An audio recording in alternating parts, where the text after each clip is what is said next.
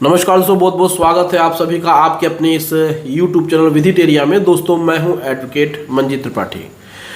दोस्तों आज के इस वीडियो में हम लोग बात करेंगे कि अगर आपने किसी भी प्रकार से चाहे सिक्योर्ड लोन लिया है या फिर अनसिक्योर्ड लोन लिया है और आपने जब डिफ़ॉल्ट किया तो आप देखते हैं कि आपकी जो लोन की वैल्यू है वह हमेशा बढ़ के आती है। कहने का मतलब यह है कि आपने जितना पेमेंट किया, आपने मान के चलिए 10 EMI पे की या फिर 12 EMI पे की या 15 EMI पे की, लेकिन आप देखते हैं कि आपने 10, 12, 15 EMI पे करने के बाद भी जब आउटस्टैंडिंग आती है यानी डिमांड नोटिस आती है तो उसमें लोन अमाउंट कम नहीं होता है, उससे ज़्यादा बढ़ के आता है। अब ऐसे सिचुएशन में आप कहते हैं कि सर हमारे लोन की वैल्यू बढ़ जाती है, हमने इतना पैसा दे दिया है फिर भी बैंक हमसे इतना पैसा कैसे मांग सकती है, और तो और ऐसे अमाउंट को कैसे हम कम कराएं और कैसे हम कम से कम पैसों में सेटलमेंट कराएं। क्योंकि बैंक जब भी हमको डिमांड नोटिस भेजती है तो इंक्रीज अमाउंट के साथ भेजती है।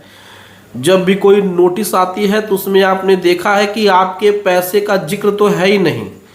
अब मान के चलिए कि आपने 10 लाख का लोन लिया और उसमें आपने 3.5 लाख भर दिया और इसमें केवल 6.5 लाख अमाउंट बचा हुआ है, तो आप देखते हैं कि बैंक तकरीबन आपसे 11 से 12 लाख रुपए की डिमांड करती है। तो इसके पीछे राज क्या है, इसके पीछे क्या पॉलिसी है, किस तरीके से ये अमाउंट बढ़ गया है और कैसे इस अमाउंट को कम कराएं और कैसे कम से कम अमाउंट में सेटलमेंट कराएं। ये सबसे बड़ी समस्या है उन लोगों के लिए जिनके पास नोटिस आ रही है और जिनके अकाउंट NPA हो गए हैं। अब मेहनत की कमाई, नौकरी करके, बिजनेस करके, दिन रात एक खून पसीने की कमाई इकट्ठा करके बैंक की EMI देना, और जब वो आप EMI दे रहे हैं तो वो EMI काउंट ही नहीं हो रही है। अब ये जो EMI काउंट नहीं हो रही है तो ये सबसे बड़ा लफड़ा है, लोचा है। अब आदमी सोचता है कि भाई हमने तो पैसा दिया, ये पैसा हमारा कहाँ गया। बैंक वाले कहते हैं कि अरे वो तो आपका पैसा भूल जाइए, आपको तो इतना पैसा देना होगा, यानी हमारा पैसा मिट्टी, आपका पैसा पैसा। आप बैंक वाले से पूछते हैं कि सर हमने जो पैसा जमा किया था वो पैसा आपने एडजस्ट नहीं किया और आपने डिमांड नोटिस में हमसे इतना पैसा मांग लिया, ये तो हमारा प्रिंसिपल कम ही नहीं हुआ। तो बैंक कभी कभी पल्ला झाड़ते हैं और कहते हैं कि अरे वो तो केवल ब्याज था, मूल तो आपने दिया ही नहीं। कभी कभी कहते हैं कि जो पैसा आपने दिया है वो भूल जाइए। तो ये जो बातें हैं वो आपके दिल पे लगती है कि भाई हमने खून पसीने की कमाई से पैसा जुटा करके EMI के रूप में दिया और ये पैसा हमारा काउंट ही नहीं हुआ और बैंक हमसे ज़्यादा पैसे अब मांग रही है, तो हमारे पास तो इतना पैसा है नहीं। हमने सोचा था कि यार 10 लाख का लोन मान के चलिए हमने लिया, 3.5 लाख दे दिया, 6.5 लाख बचा हुआ है, तो कम से कम हमारे ऊपर जो भार है, जो लोड है वो कम है। अब मान के चलिए 6.5 लाख का सेटलमेंट करेंगे तो 3-3.25 लाख में हो जाएगा, लेकिन यहाँ तो बैंक ने 10 लाख, 11 लाख, 12 लाख मांग लिए।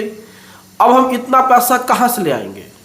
तो ऐसे सिचुएशन में कैसे हम बैंक को फेस करें, बैंक से बातचीत करें, कैसे हम अपना सेटलमेंट करें, आप एकदम निश्चिंत रहिए। इन सारे प्रश्नों का उत्तर आपको डिटेल में हम इस वीडियो के माध्यम से देंगे। इस वीडियो को बहुत ही ध्यान से देखिएगा, सेव कर लीजिएगा। आप इस वीडियो को बार बार चला करके देखिएगा, क्योंकि ये जो वीडियो हम दे रहे हैं, इस वीडियो में जो बातें हम बता रहे हैं वो चीज़ें आपको कहीं और देखने को नहीं मिलेगी। बड़ी मुश्किल से चीज़ें पता चल पाती हैं। तो देखिए, सबसे पहले तो आपको डरना नहीं है। बैंक लीगल नोटिस भेजता है, उस लीगल नोटिस में जो डिमांड नोटिस होता है, बैंक अपनी तरफ से जो भी अमाउंट क्लेम करे उस क्लेम को सही नहीं माना जाता है, यानी कि वो जो क्लेम है वह अंतिम नहीं है, यानी कि बैंक ने जो कह दिया वो पत्थर की लकीर नहीं है। आपको डरने की ज़रूरत नहीं है। आपने जो पैसा दिया है उसका भी हिसाब बैंक देगा, पाई पाई का हिसाब देगा, लेकिन तरीका आपको आना चाहिए। अगर आपको तरीका नहीं आएगा तो आप बैंक से 1 रुपया भी नहीं निकलवा पाएंगे। बैंक आपको इतने प्रोसेसिंग में फंसा देगा कि आप कहेंगे छोड़ो यार, दे ही देते हैं जो भी पैसा बैंक मांग रहा है और इससे मुक्ति पाते हैं। लोग यहीं पे सरेंडर कर देते हैं, लड़ते नहीं हैं। अपने अधिकारों के लिए बैंक से लड़ना बहुत ज़्यादा ज़रूरी है।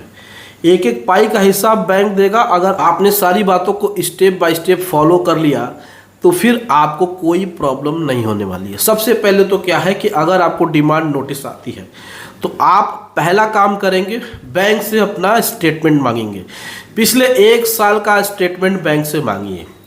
दूसरा क्या है कि उस डिमांड नोटिस और उस स्टेटमेंट को, और अगर आपके पास लोन एग्रीमेंट लेटर है और आपके पास सैंक्शन लेटर है, तो ये 4 डॉक्यूमेंट लेकर के आप एक दरख्वास्त, आप एक एप्लीकेशन सीधे अपने कंज्यूमर फोरम में, जो आपके डिस्ट्रिक्ट कोर्ट में होता है, कंज्यूमर प्रोटेक्शन एक्ट, उपभोक्ता संरक्षण अधिनियम 2019 के सेक्शन 2 में दिए गए प्रावधानों के अंतर्गत अपनी बात रख सकते हैं।